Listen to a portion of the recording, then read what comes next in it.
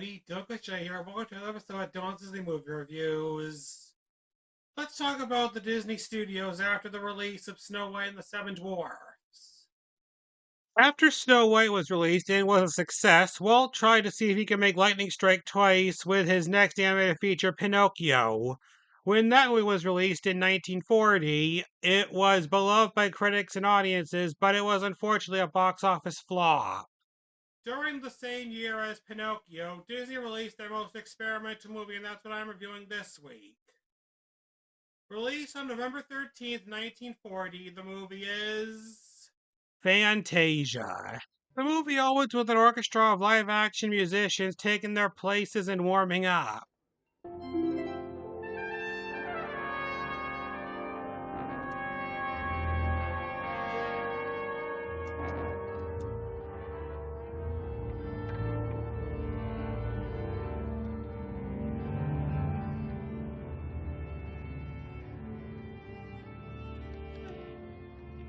The host, Steve Taylor, then shows up and introduces the program.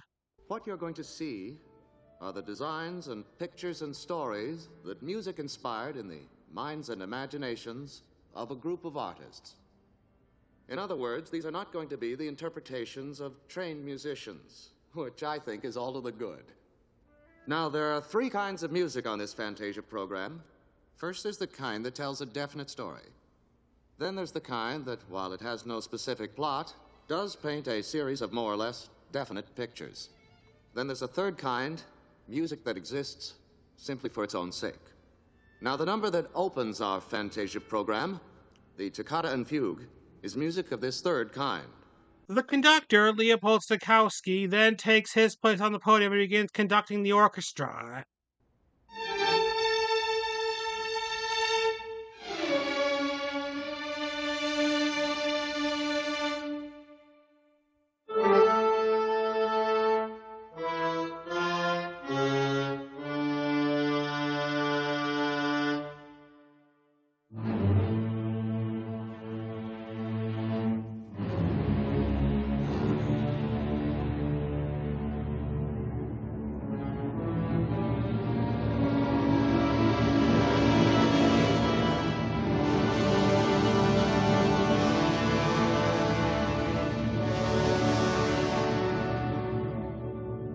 The opening segment, Toccata and Fugue in D minor by Johann Sebastian Bach, starts with live action shots of the orchestra, which are illuminated in blue and gold and backed by superimposed shadows, which I think is very beautiful.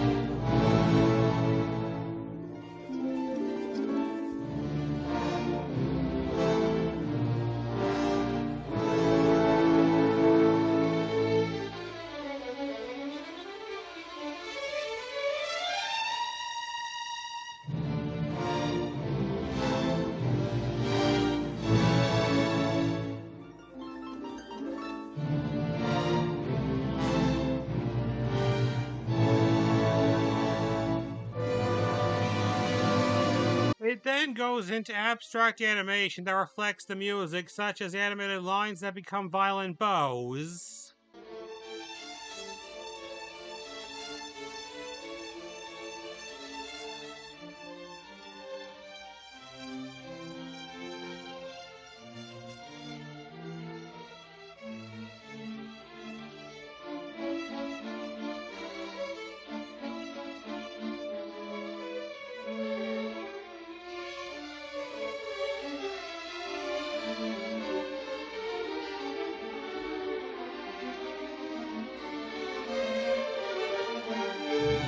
Clouds.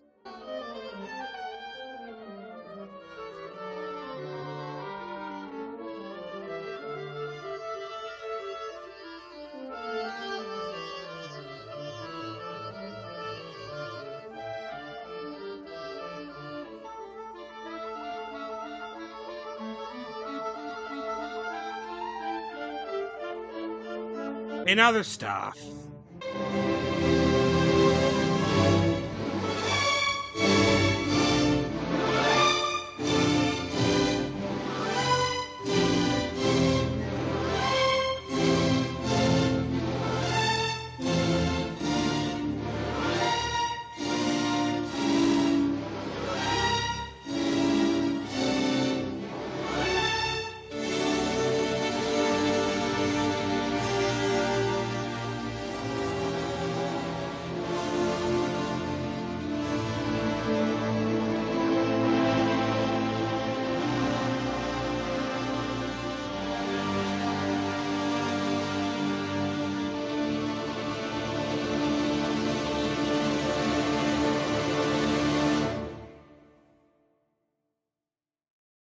The next segment is The Nutcracker Suite by Pyotr Ilyich Tchaikovsky.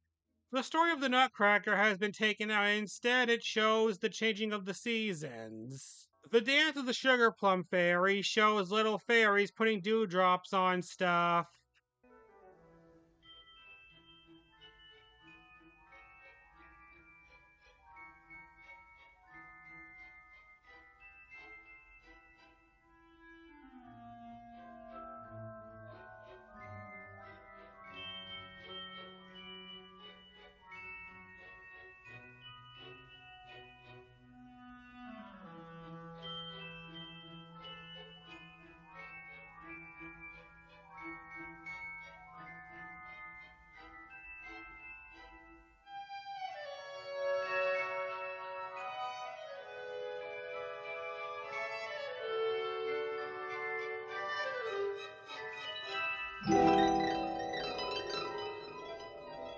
Next is the Chinese dance, which has dancing mushrooms.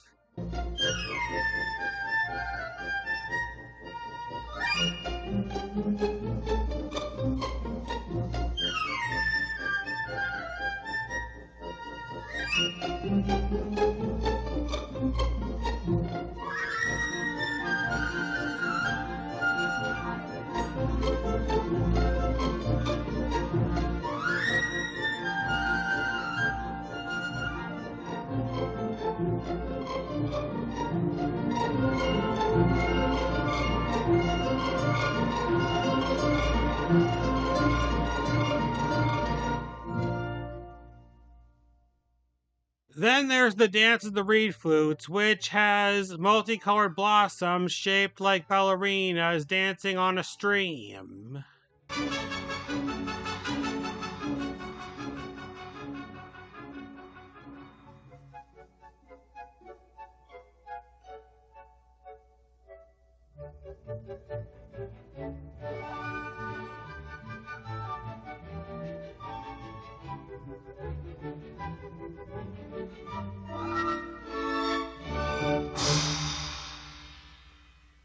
Then comes the Arabian Dance, which shows fish swimming underwater.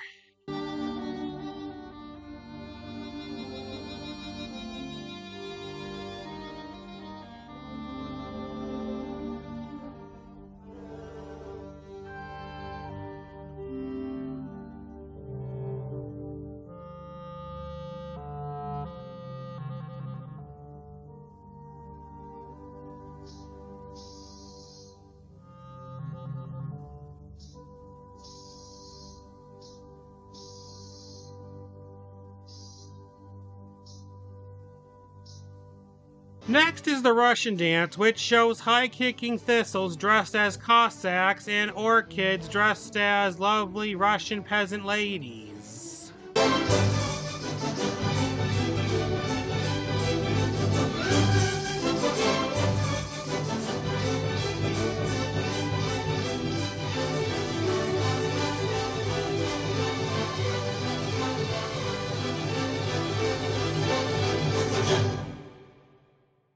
And finally, there's Waltz of the Flowers, which involves fall fairies coloring everything they touch with their wands gold and brown.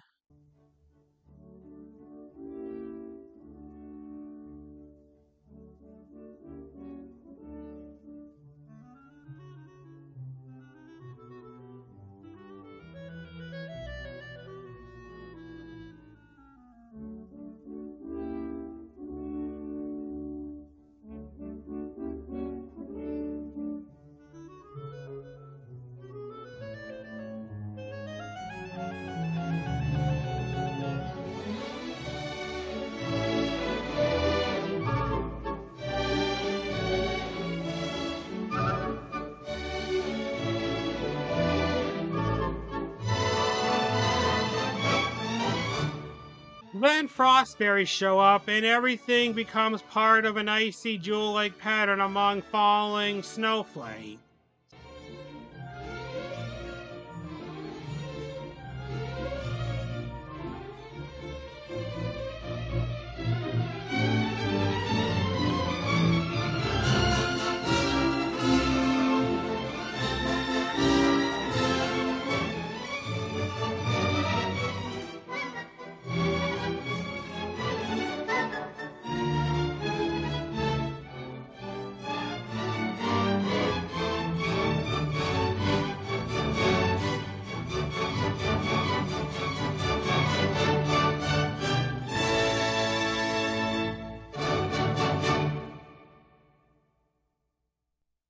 Next up is The Sorcerer's Apprentice by Paul Dukas, which stars Mickey Mouse as Sorcerer Yensid's apprentice.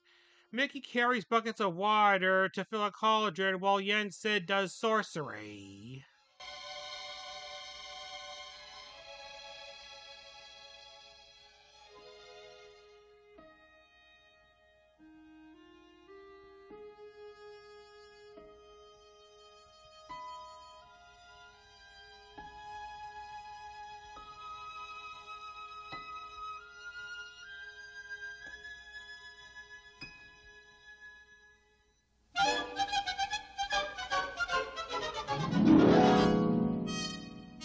Yensid then takes a break and leaves his hat on the table.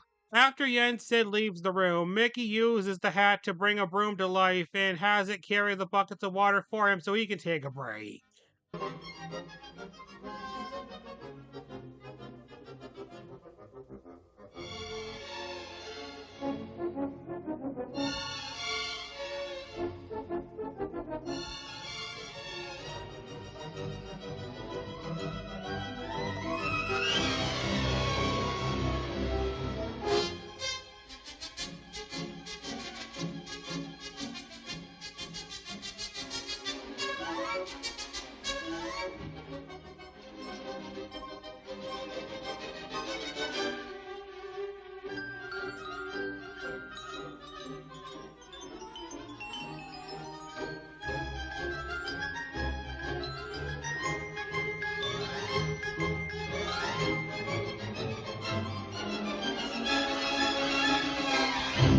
Mickey then falls asleep and dreams about doing sorcery.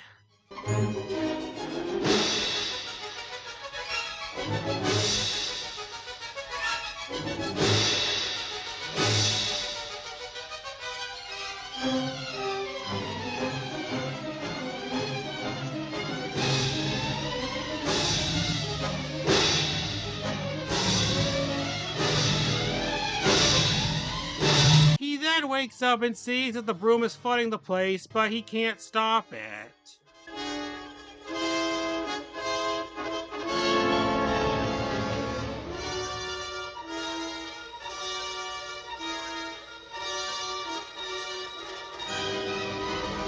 He tries chopping the broom down with an axe, but that only causes the broom to multiply, so now many brooms are flooding the place.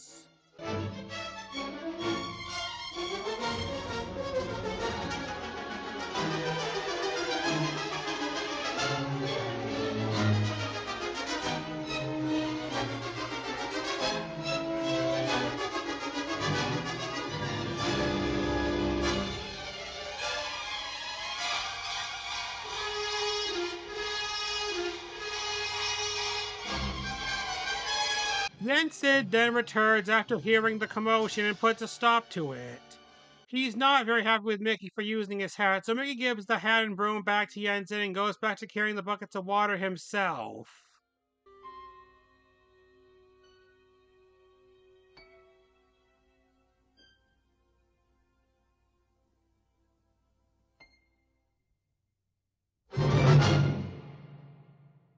Next comes The Rite of Spring by Igor Stravinsky, which begins in outer space.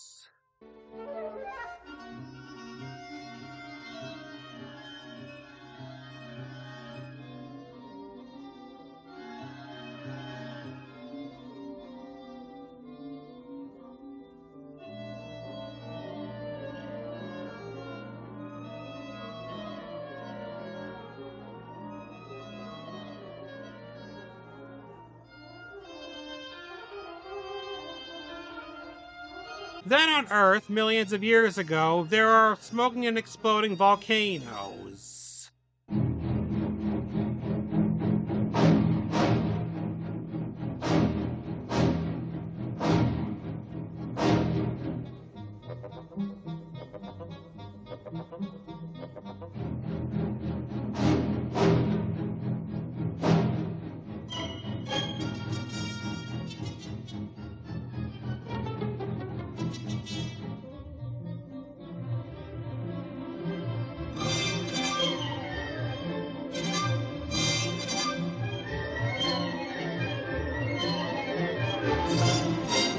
Soon enough, organisms develop underwater and soon crawl onto land to become dinosaurs.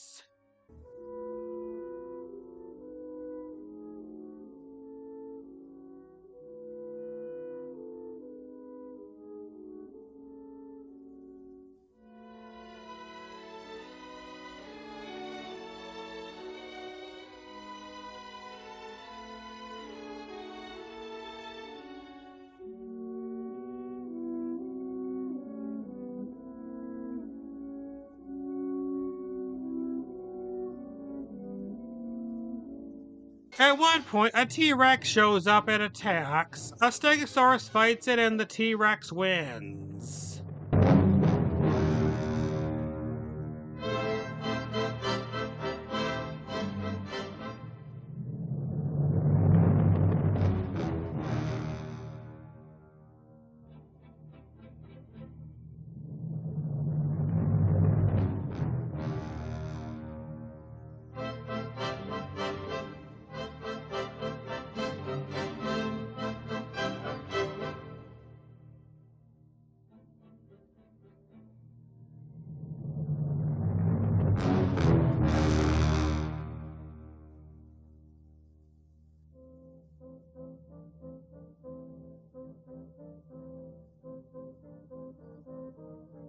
Eventually, a drought hits and food and water become extremely scarce.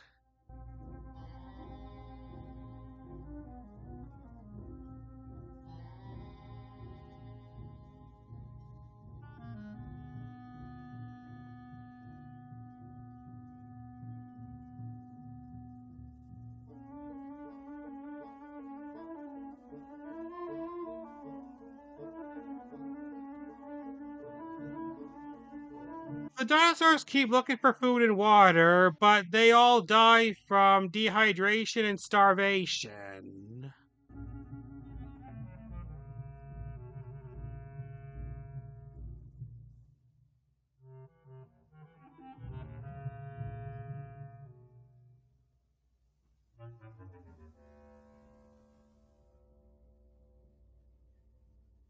After the dinosaurs go extinct, earthquakes and floods occur.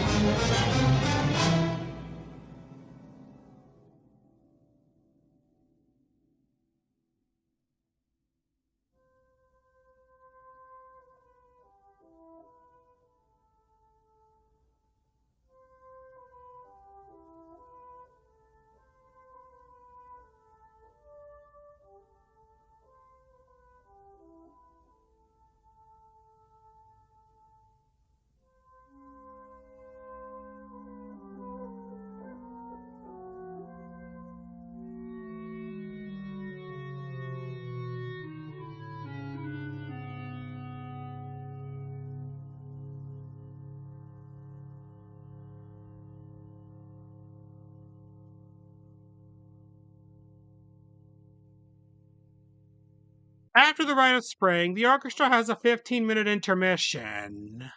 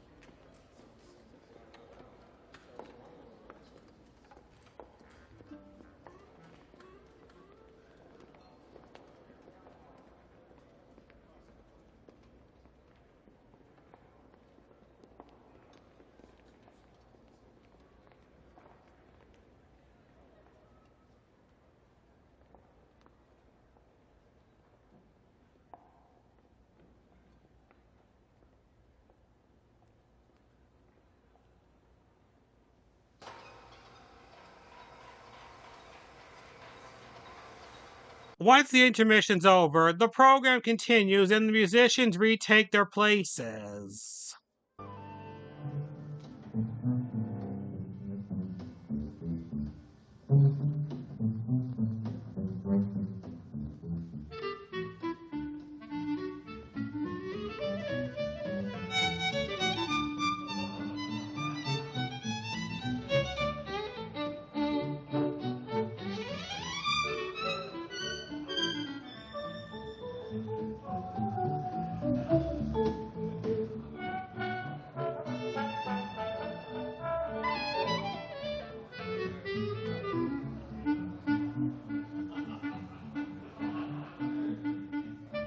Deems Taylor then introduces the soundtrack.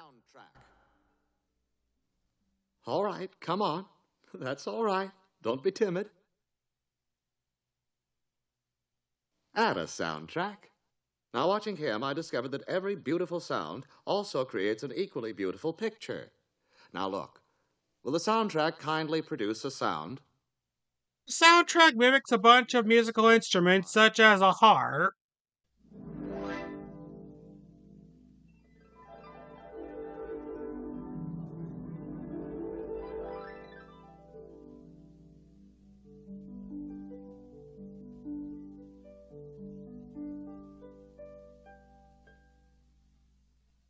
a violin,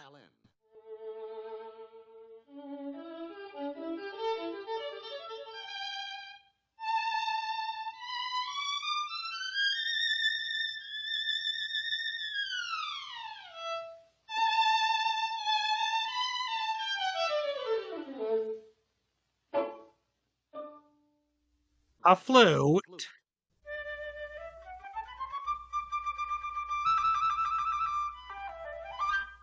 Very pretty. a trumpet,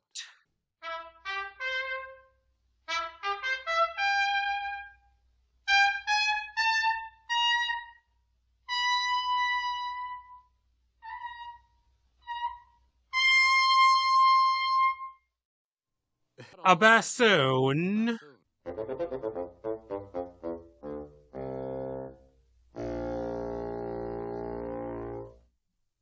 Go on. Go on. Drop the other shoe, will you?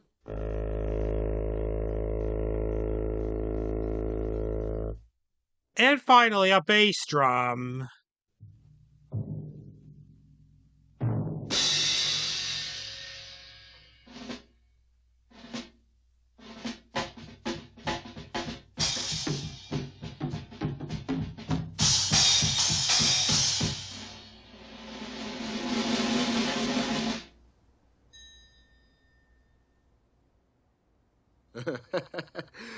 Thanks a lot, old man. The next segment is the Paschal Symphony by Ludwig van Beethoven, which is his sixth symphony, and it's set on Mount Olympus, where we see many mythical creatures such as unicorns, fauns, and Pegasus.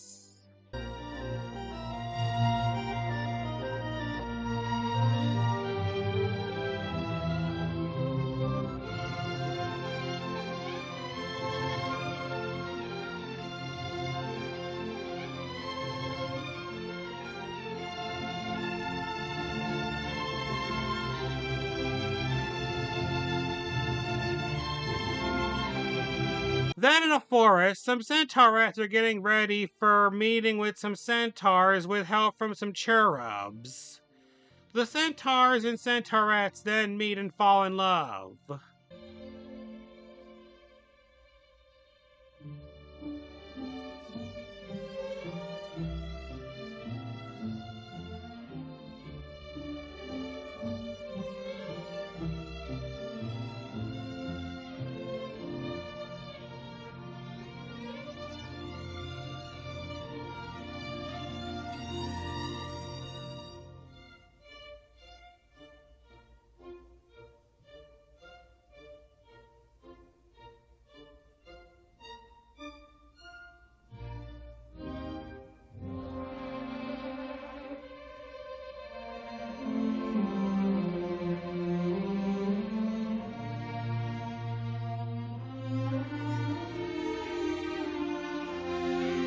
Later, the creatures gather grapes for making wine, and Bacchus, the god of wine, arrives.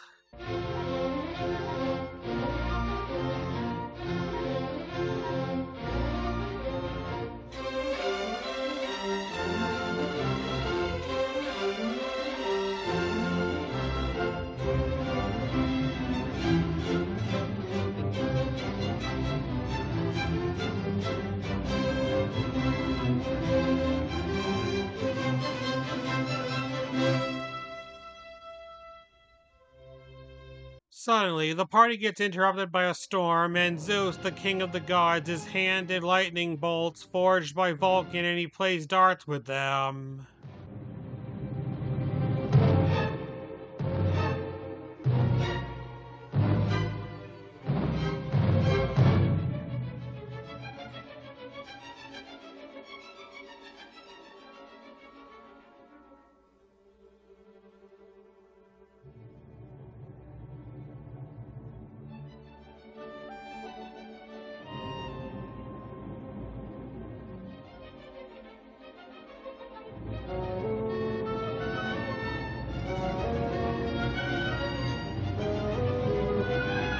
The storm then clears, and Iris, the goddess of the rainbow, makes a rainbow.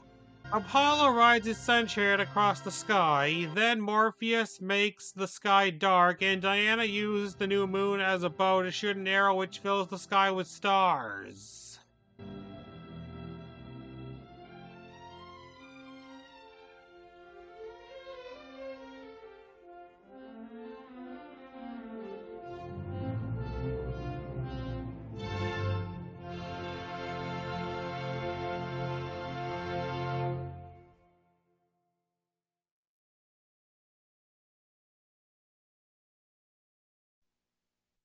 Next comes the Dance of the Hours by Amicare Ponchielli. It starts with a group of ostriches led by Madame Upanova representing mourning.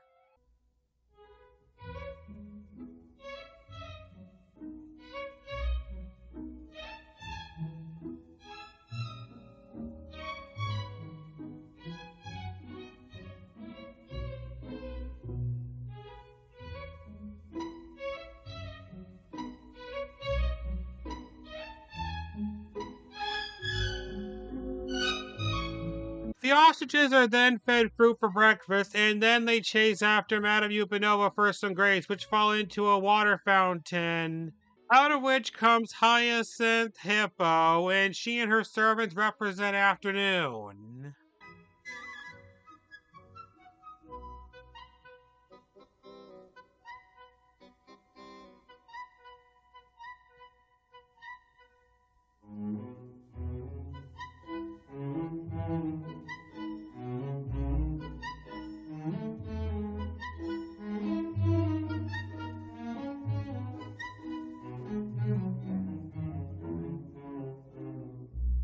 Hyacinth then goes to sleep, and then comes Elephantine and her troop of bubble blowing elephants who represent evening.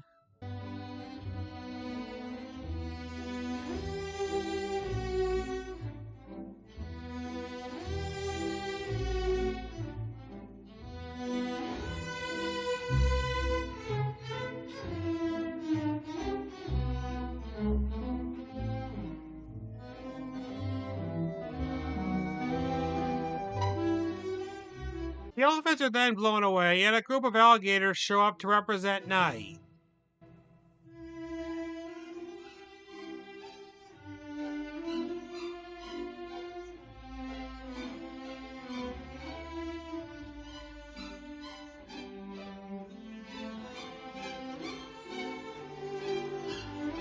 The leader of the alligators, Ben Alligator, then shows up and does a dance with Hyacinth.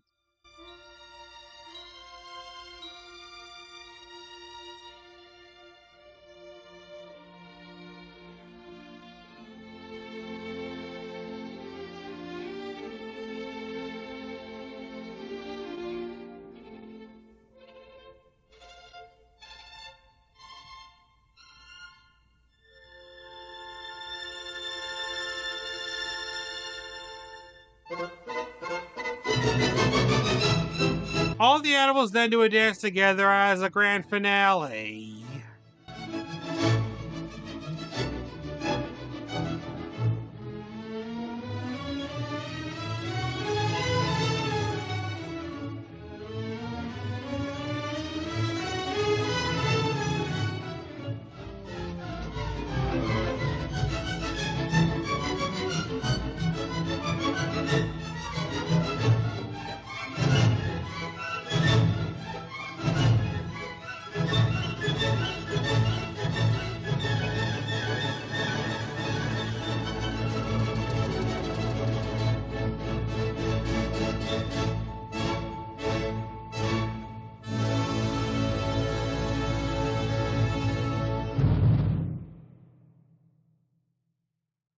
The finale of Fantasia is two pieces of music. First comes Night on Bald Mountain by Modest Mussorgsky, which is about the giant devil Chernobog summoning spirits from a village below the mountain, which dance furiously.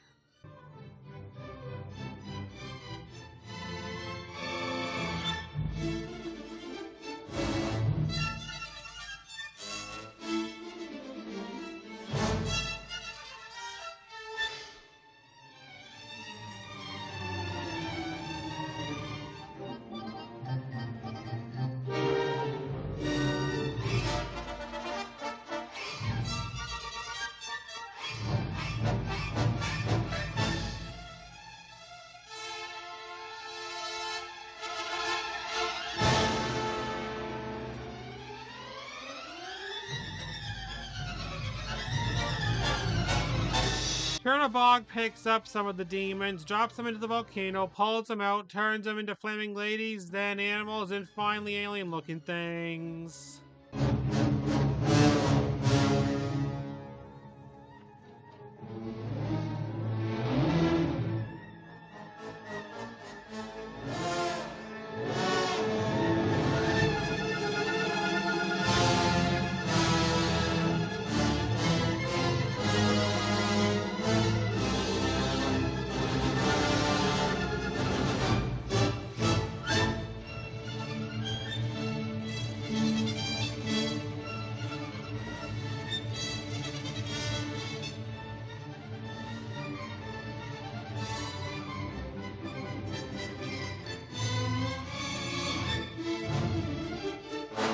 The summoning and dancing keeps on going until church bells start ringing.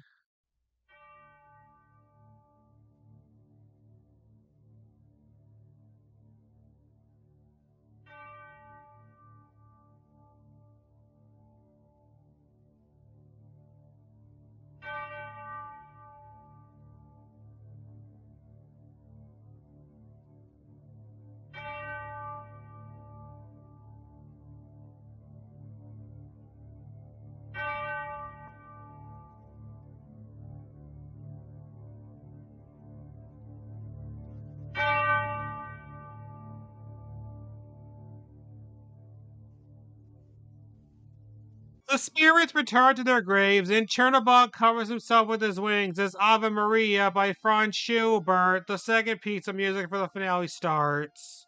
During Ave Maria, a group of monks carrying torches walks through a forest as a choir sings.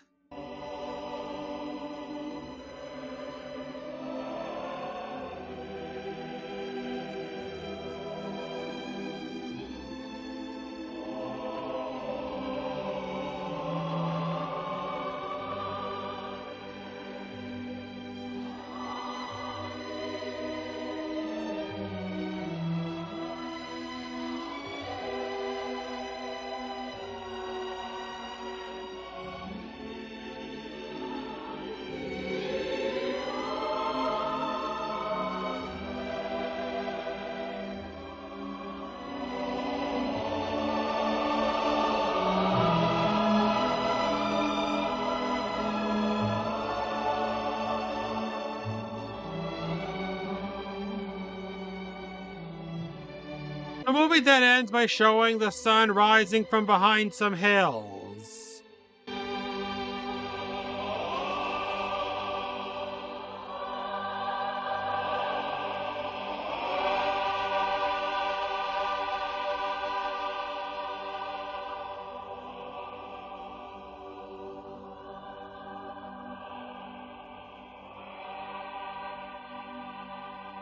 And that was Fantasia.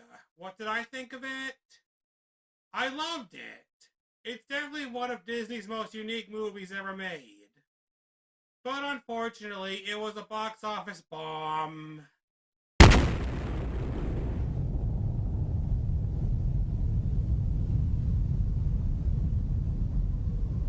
On a budget of $2.28 million, the movie only made more than $1.3 million during its original release, and the critics were baffled by it.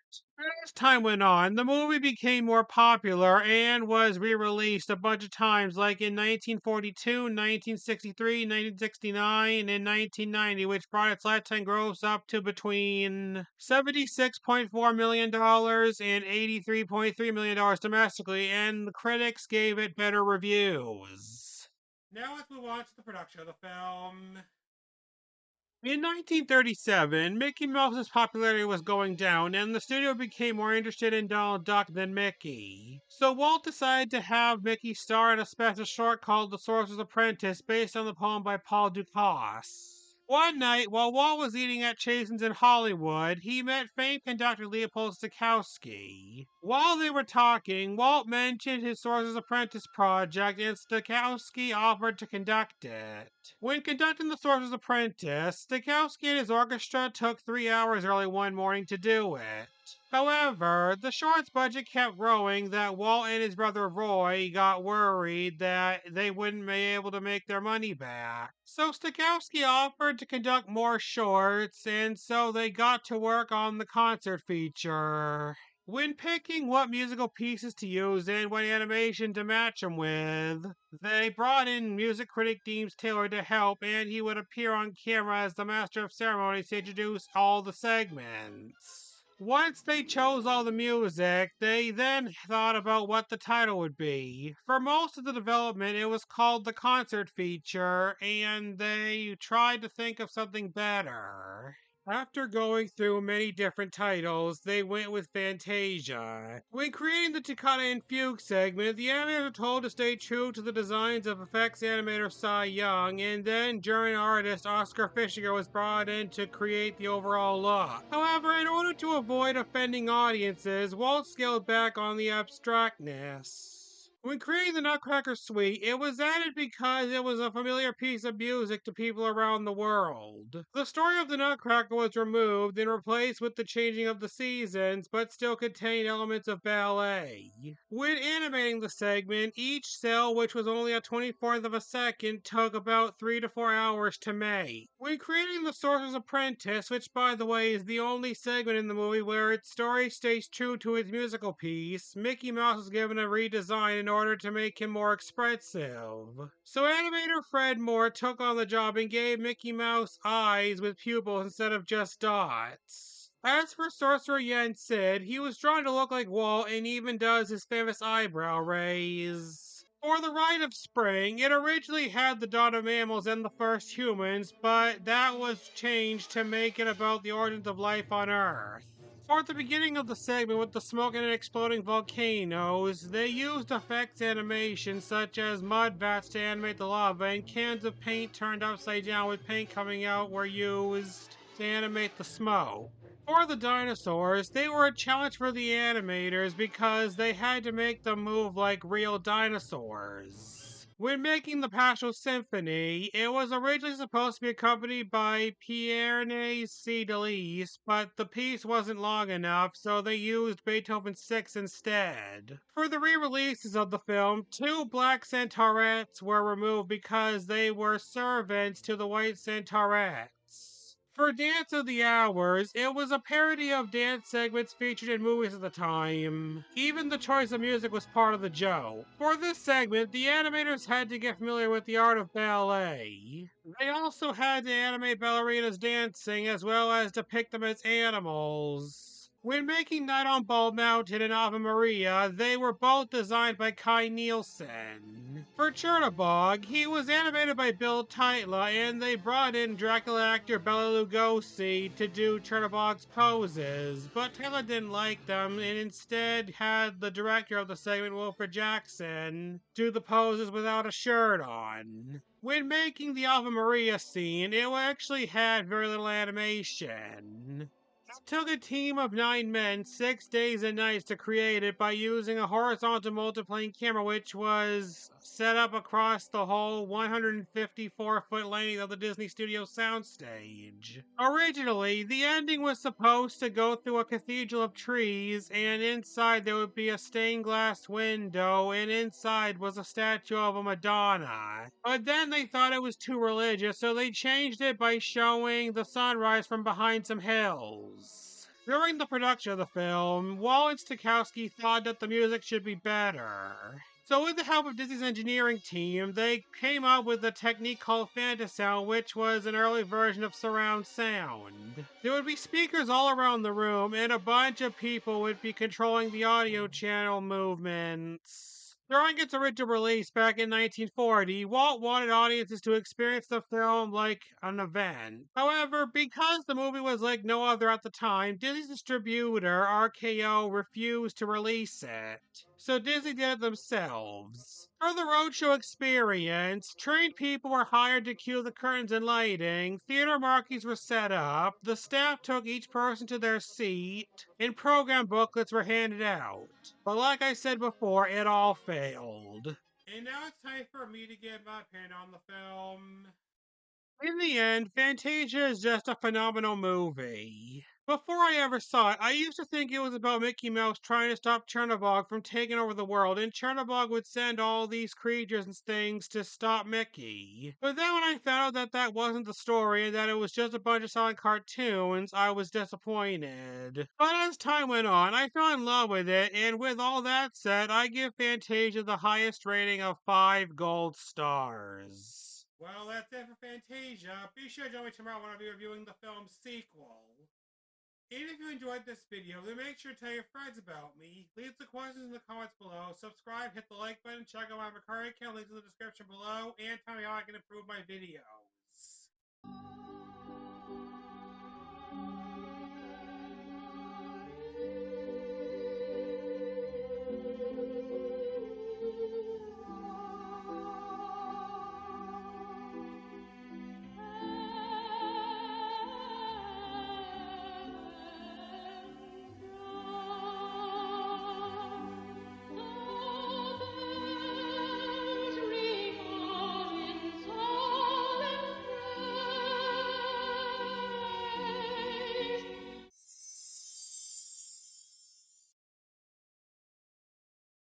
Go on. Don't be nervous. Go ahead. Any sound?